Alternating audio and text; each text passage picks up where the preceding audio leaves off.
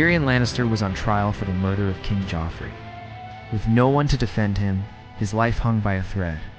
But when a trial by combat was declared, a champion stepped forward from the most unlikely of places.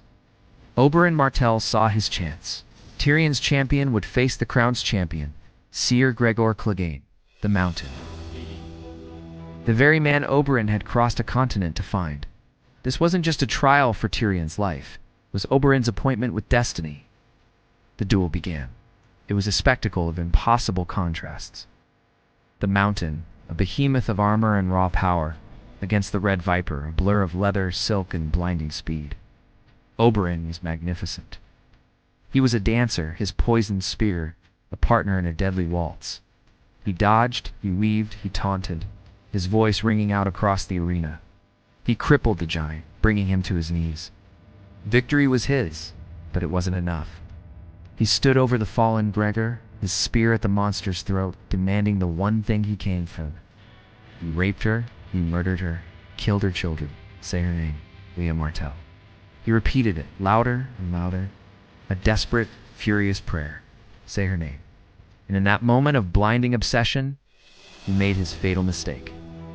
With a final surge of monstrous strength, the dying Mountain tripped Oberyn, pulled him down, and with his bare hands committed one last horrific act. The Red Viper, the charismatic prince, the avenging brother, was silenced forever. The crowd's cheers turned to screams of horror.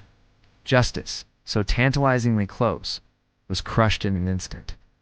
Though his life was cut brutally short, Oberyn Martell's legacy burned brighter than ever. His death was the spark that ignited the fires of war in Dorne. The Sand Snakes, fueled by grief and rage, took up his cause.